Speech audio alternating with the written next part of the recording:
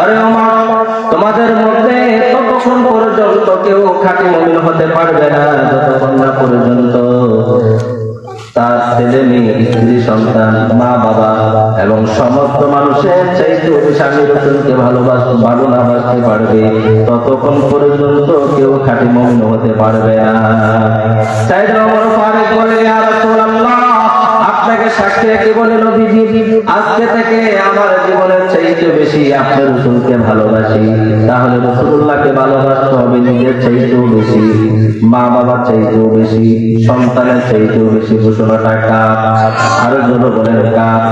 আল্লাহর নবীর ভালোবাসাই হলো ঈমান, আল্লাহর নবীর মহব্বত হলো ঈমান, আল্লাহর নবীর ভালোবাসাই হলো ঈমানের বহিঃপ্রকাশ। কথাটা আমার নয়, আল্লাহর নবী বলেন, বুখারী শরীফের প্রথম খণ্ড কিতাবুল ঈমানের অধ্যায়ের হাদিস, সম্ভবত 20 নম্বর হাদিস। আল্লাহর নবী বলেন, সালাতুন মান কুন্না ফীহি ওয়াজাদা হালাওয়াতাল ঈমান, যার মাঝে তিনটা গুণ পাওয়া যাবে, যার মাঝে তিনটা গুণ পাওয়া যাবে সে ঈমানের পরিপূর্ণ স্বাদ আস্বাদন করবে।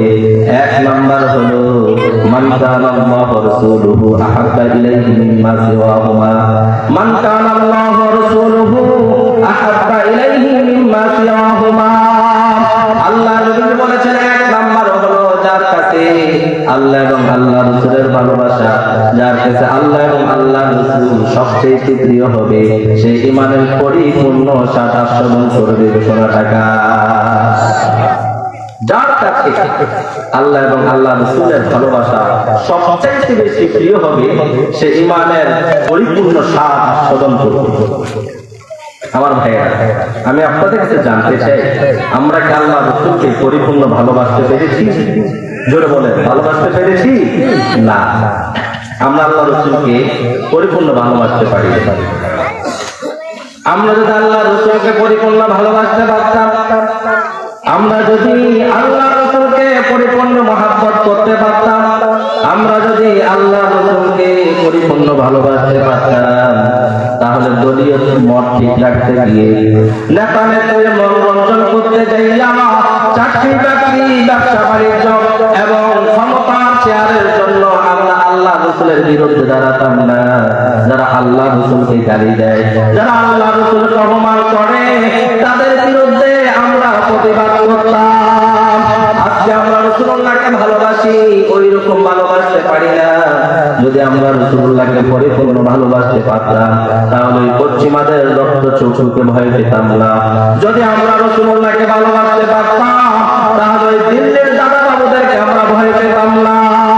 আমরা আজকে রাসূলুল্লাহকে ভালোবাসতে পারি নাই, আজকে আমরা ইসলামী আন্দোলন করি, আজকে আমরা ইসলামী আন্দোলনের কথা বলি, কিন্তু রাসূলুল্লাহকে গালি দেয়, আল্লাহকে গালি দেয়, আল্লাহ নবীকে গালি দেয়।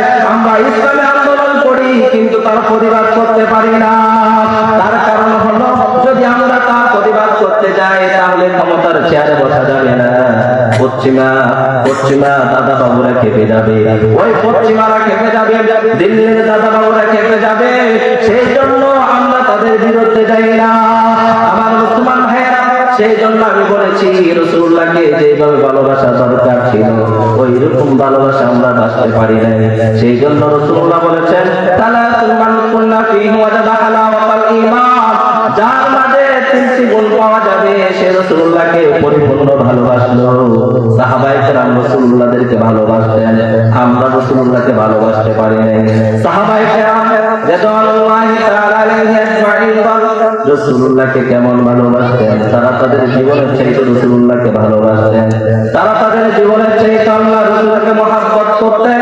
ওই আল্লাহ রাসূলকে ভালোবাসতে যাইয়া সাহাবায়ে কেরাম ঘর ছাড়লেন, বাড়ি ছাড়লেন, জেল জুলুম হামলা মামলা এবং জীবনটা পর্যন্ত আল্লাহ রাসূলের কদমে কুরবানি করে দিয়েছেন। তারপরও রাসূলুল্লাহর কদম তারা ছাড়ে নাই। তাহলে রাসূলুল্লাহকে যেভাবে ভালোবাসা দরকার, ওই ভালোবাসতে পেরেছি আমরা? পারিনি। আমার ভাইরা, রাসূলুল্লাহকে কিভাবে ভালোবাসতে হয়, কিভাবে মহব্বত করতে হয়, আর আল্লাহ রাসূল বলেছেন, যার মাঝে তিনটা জিনিস থাকবে। সর্বপ্রথম, মান কানা আল্লাহু ওয়া রাসূলুহু আহাব্বা ইলাইহি মিম্মা সিওয়াহুমা, যার কাছে আল্লাহ এবং আল্লাহ রাসূল সবচেয়ে বেশি প্রিয় থাকবে সে ঈমানের পূর্ণাঙ্গ স্বাদ আস্বাদন করবে। আর যে ঈমানের পূর্ণাঙ্গ স্বাদ আস্বাদন করলো তার জীবনের চাইতে আল্লাহ রাসূল প্রিয়, তার মা বাবা স্ত্রী সন্তান জায়গা জমি সবকিছু চাইতে প্রিয় আল্লাহ রাসূল এবং আল্লাহ। সাহাবায়ে কেরাম রাসূলকে কেমন ভালোবেসেছেন। আমি একটা হাদিস আপনাদের কাছে শোনাচ্ছি, বুখারী শরীফের দ্বিতীয় খণ্ড কিতাবুল মাগাজির হাদিস। যারা আলেম আছেন দেখে নিয়েছেন, আল্লাহর নবী সাল্লাল্লাহু আলাইহি ওয়াসাল্লাম বদরের যুদ্ধ ডাক আল্লাহর নবীজি সেনাপতি প্রস্তুত করতেছেন। এমন সময় দুইজন সাহাবী উপস্থিত হলেন। একজন সাহাবীর নাম হলো মুআজ, আরেকজন সাহাবীর নাম হলো মুআউজ। রাসূল সাল্লাল্লাহু আলাইহি ওয়াসাল্লাম তাদেরকে ডেকে বললেন, তোমরা তো এখনো ছোট মানুষ। হাদিসের মধ্যে আছে বড় ভাইয়ের বয়স 13 কিংবা 14, আর ছোট ভাইয়ের বয়স মাত্র 10 কিংবা 11। আল্লাহ নবী বললেন, ও মুআজ ও মুআউজ, তোমাদের এখনো বয়স হয় নাই, তোমরা বাড়িতে চলে যাও, বড় হলে যুদ্ধ কইরো, জিহাদ করো। হযরত মুআজ আর মুআউজ বললেন, ইয়া রাসূলুল্লাহ, ইয়া হাবিবাল্লাহ, আমরা দেখতে ছোট আছি গো নবীজি, কিন্তু আমাদের শরীরে শক্তি কম নয়। ইয়া রাসূলুল্লাহ, আমাদেরকে যুদ্ধের ময়দানে যাওয়ার পারমিশন দেন। আল্লাহর নবী দুই ভাইয়ের অবস্থা দেখে, মুআজ আর মুআউজের অবস্থা দেখে বললেন, মুআজ ও মুআউজ, তোরা কেন যুদ্ধের ময়দানে যেতে চাস? মুআজ আর মুআউজ বললেন, ইয়া রাসূলুল্লাহ, আপনি যেদিন মদিনা থেকে হিজরত করে মক্কা থেকে হিজরত করে মদিনায় এসেছেন, আপনি যেদিন মক্কা থেকে হিজরত করে মদিনায় এসেছেন গো নবীজি, ওই দিন মদিনার সমস্ত মানুষের আপনাকে দেখার জন্য পাগল হয়ে গেল। সমস্ত মানুষ চতুর্দিক থেকে জমাতে লাগলো আপনাকে এক নজর দেখার জন্য। ইয়া রাসূলুল্লাহ, ওই জনসমুদ্র আমরা দুই ভাই ছিলাম। আপনি রাসূল বলেছিলেন, ও মদিনার মানুষেরা, তোমরা আমাকে ভালোবাসো। মদিনার মানুষেরা বলেছে, ইয়া রাসূলুল্লাহ, অবশ্যই আপনাকে ভালোবাসি। আমার নবীজি বললেন, ও মদিনার মানুষেরা, ও মদিনার মানুষেরা, শোনো শোনো, জীবনের শেষ মুহূর্ত পর্যন্ত তোমরা কি আমি রাসূলকে ভালোবাসবে কিনা?